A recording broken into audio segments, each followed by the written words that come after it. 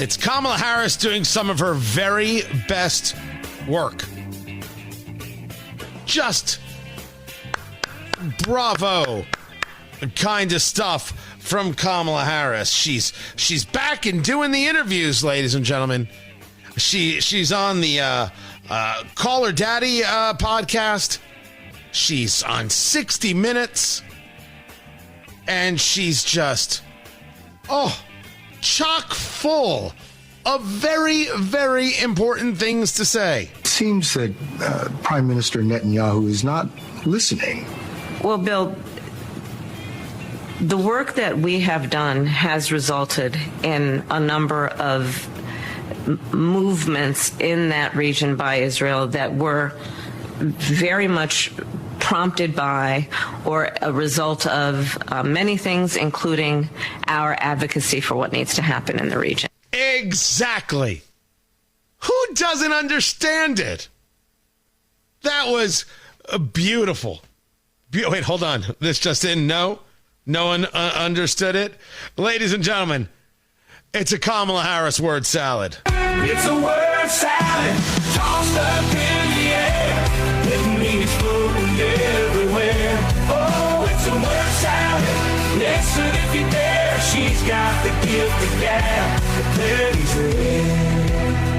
Here's to the speeches that twist and turn in the world of politics. We live and learn with a smile and a nod. Take the ride through the word salad with Harris as our guide.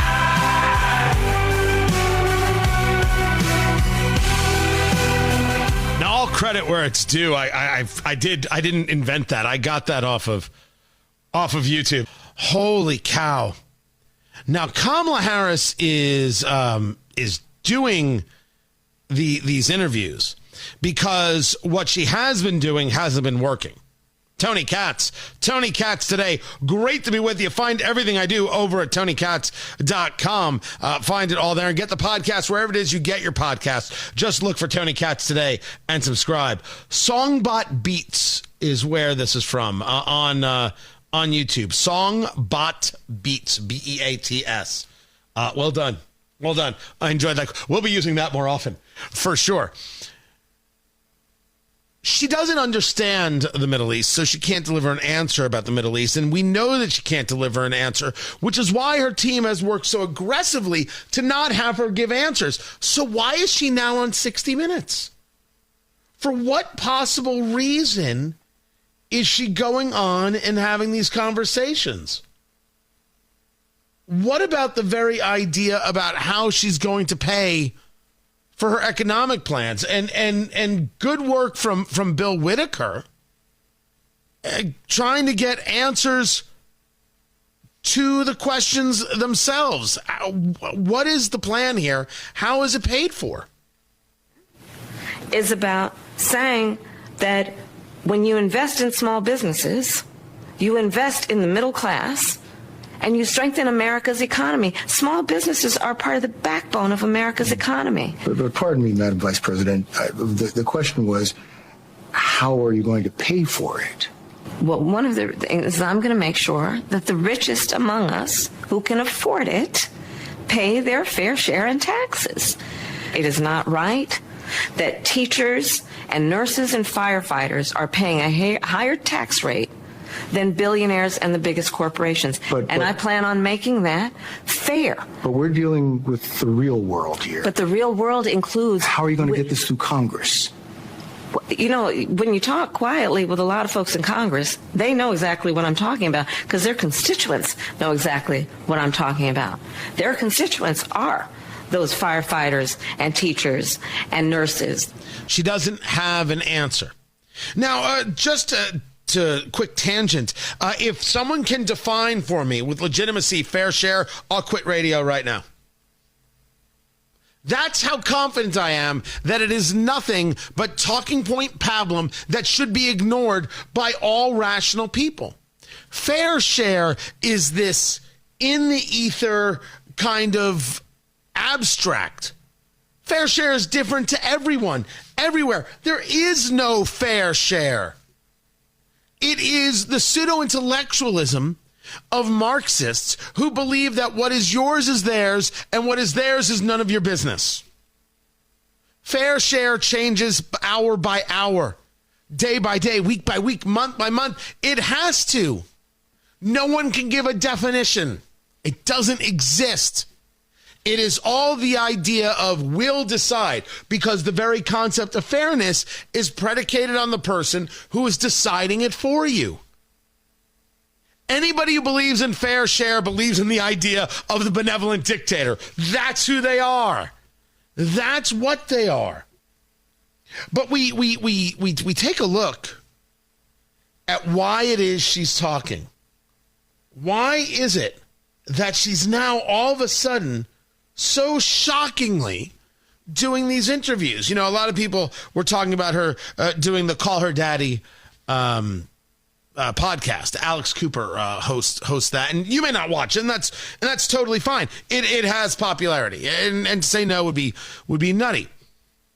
Well, if you're going after a Gen Z crowd, a younger crowd, you want to get young women, that's the podcast to do. The problem is Kamala Harris is already going to get that crowd. So all she did was talk to the people that she's already talking to. When Donald Trump goes on with Theo Vaughn or somebody like that, he's reaching a crowd that normally Republicans, conservatives, if you will, they don't reach, they don't go out for, usually because they're scared out of their mind to do it. They don't have the capacity to actually engage like a normal person. It's pretty pathetic. Trump doing that does indeed move the needle. Kamala Harris doing it doesn't. If Kamala Harris wants to move the needle, then Kamala Harris needs to be doing interviews with adults. When she does an interview with Alex Cooper and Call Her Daddy, this is not an insult towards Alex Cooper. This is just not what she's built for. Why should we trust you? So I'll say this. Look, you can look at my career to know what I care about. You want me to look at your career? Putting single moms in jail, keeping men in jail? You want me to look at your career and know what you care about? That's going to bring about a Willie Brown conversation. Oh, no? Too soon? No, I think it's fine. She said, look at my career and I'll tell you what I care about. Seems like you care about power. Seems like you care about being called fancy titles. That's what it looks like. But you could argue that I'm wrong about that, and you're more than welcome to. Alex Cooper from Call Her Daddy is also taking hits. Here you have this woman, you're asking her about women's rights, and never once do you bring up Doug Emhoff and the allegation that he slapped his ex-girlfriend at the Cannes Film Festival, which until an investigation takes place, innocent until proven guilty, I think he did it. I absolutely, positively think that he did it. Let them prove me wrong. I don't think he should go to jail for anything. You're innocent until you're proven guilty in the United States. But this is a guy who slept with the nanny while he was married and got the nanny pregnant. And now this, maybe I don't need three things to have a pattern. Maybe, just maybe. Going on and doing an interview with Alex Cooper at Call Her Daddy is not a bad idea, but it doesn't move the needle. If Trump did an interview with Alex Cooper, that would move the needle. That would be interesting. Trump reaching out to those people would be stunning. But this is really a conversation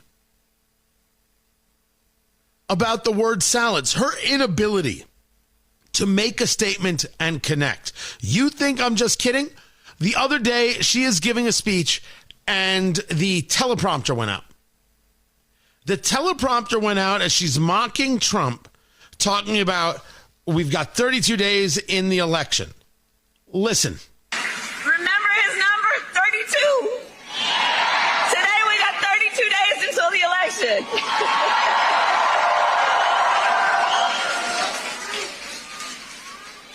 You hear that? That silence? That silence was when she turned to the teleprompter and the teleprompter wasn't working.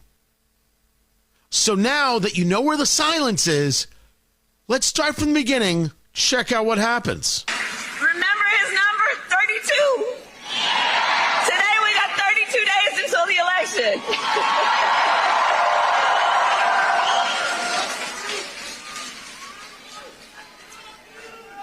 So 32 days. 32 days. Okay, we got some business to do. We got some business to do. All right. 32 days.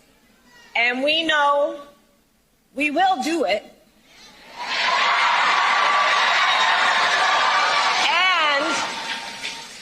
And this is going to be a very tight race until the very end. This is going to be a very tight race until the very end. We are the underdog, and we know we have some hard work ahead. She repeats herself, and then she goes into some standard pablum. She couldn't say a word without the teleprompter, which is why she doesn't do the hard interviews. She can't. So why did she do 60 Minutes? They put Tim Walz on Fox, and all the credit in the world. Tim Walz is not my guy. I think he's awful. But he's proven that.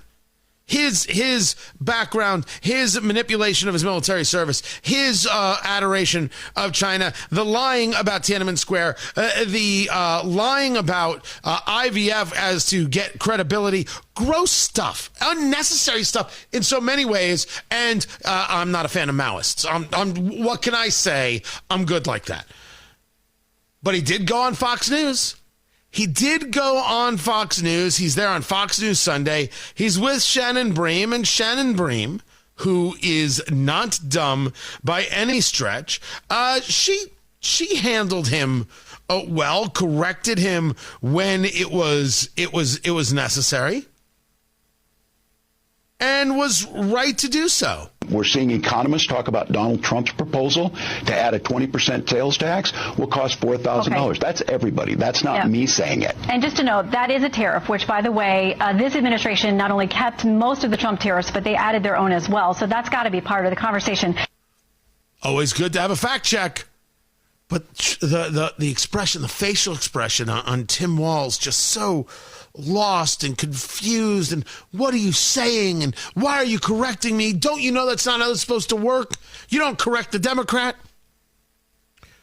Why are they doing it now?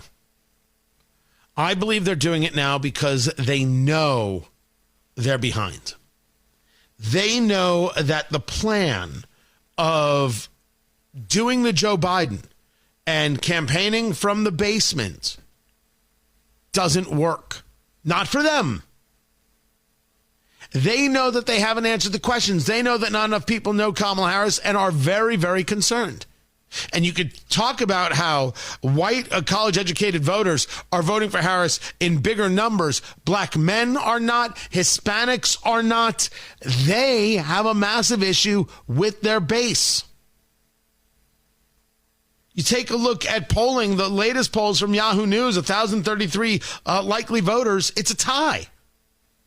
But then again, it's not about the national polls. It's about the battlegrounds, where Pennsylvania is a tie and North Carolina has Trump up. And we take a look at Arizona and Trump is up 1.4. And you take a look at Michigan, where Harris is only up 0.7 and Trump has won 2 of the last 3 of the last 4 polls. That's why they're putting Kamala Harris out there. They're trying to convince some people. But it's very, very hard to convince people when you've got somebody who can't carry a tune. She can't answer questions, not only from the word salad point of view, but how about just directly? Do we have a real close ally in Prime Minister Netanyahu? I think, with all due respect, the better question is, do we have an important alliance between the American people and the Israeli people? And the answer to that question is yes. Well workshopped. She had the answer there, but not an answer about whether or not she'll work with Netanyahu, just about the idea of an alliance. So if there are certain prime ministers you won't work with, Is this now it? You won't discuss Netanyahu as clearly an ally of the United States? Or you can't say that Netanyahu is an ally because you're afraid of losing Dearborn, Michigan. They should have gotten her out in front of the cameras a month ago. This is too little, too late. By a lot. This is too little, too late by a lot. And there isn't going to be enough time to be able to string together enough cogent interviews to make it work. This is a bad campaign that is only fueled by a media absolutely willing to say, oh, look at the momentum for Kamala Harris. That momentum has long been gone. And everybody knows it, including the Harris campaign. Things are not good for them. Lord only knows what the next 30 days bring. I'm Tony Katz. This is Tony Katz Today.